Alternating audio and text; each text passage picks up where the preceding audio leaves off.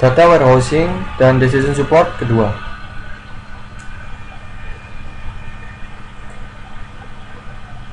Pokok bahasan yaitu pertama arsitektur data warehouse, kemudian implementasi data warehouse, dan view dan decision support. Tujuan belajar yaitu memahami hubungan antara data warehouse dan decision support, kemudian dapat mendesain model data multidimensi, memahami online analytical processing atau OLAP, kemudian memahami arsitektur dan implementasi data warehouse, memahami penggunaan view pada aplikasi decision support. Arsitektur data warehouse. Pilihan yang harus dibuat dalam perancangan data warehouse yaitu processing model, grain, dimensi, dan ukuran. Suatu data warehouse didasarkan kepada suatu model data multidimensi yang melihat data dalam bentuk suatu kubus data. Dua tabel yang ada pada data warehouse yaitu dimensi tabel dan tabel fakta.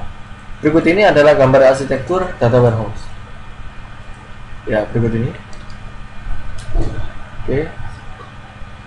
Implementasi data warehouse. Data warehouse diorganisasikan berdasarkan kegunaan di sekitar subjek, bukan aplikasi.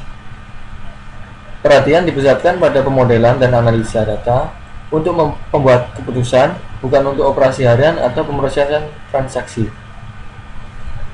View sederhana dan ringkas di sekitar subjek pembicaraan disediakan dengan cara memisahkan data-data yang tidak berkaitan dengan proses penunjang keputusan. Data warehouse dibangun dengan memadukan banyak sumber data yang heterogen. View dan decision support. View digunakan secara luas dalam aplikasi decision support. Setelah view didefinisikan, barulah dapat ditulis query atau definisi view baru yang menggunakannya. Mengevaluasi query yang diajukan untuk view sangat penting untuk aplikasi decision support. Latihan soal yang pertama adalah apa yang dimaksud dengan aplikasi decision support. Kedua, apa pertimbangan yang digunakan dalam mendesain data warehouse? Ketiga, deskripsikan dimensi dan pengukuran dalam model data multidimensi dan jelaskan perbedaan antara tabel fakta dan tabel dimensi. Keempat, apa yang dimaksud dengan tabel fakta dan mengapa sangat penting dari sudut pandang performa. Soal nomor 5 yaitu perhatikan contoh relasi sales pada gambar 10.1, tunjukkan hasil pivoting relasi pada feed dan time IP. 6. Pada gambar 10 tadi, tunjukkan hasil roll up pada log ID, misalnya negara bagian. 7. Tuliskan query dalam SQL sesuai dengan data yang ada pada gambar tersebut. Carilah perubahan persentase dalam penjualan bulanan total untuk tiap lokasi. Carilah perubahan persentase dalam penjualan kuartalan total untuk tiap produk.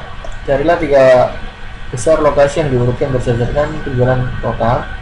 Dan yang terakhir adalah mengapa view begitu penting dalam lingkungan decision support. Bagaimana view digunakan dalam lingkungan data warehouse dan OLAP. Demikian, wassalamualaikum warahmatullahi wabarakatuh.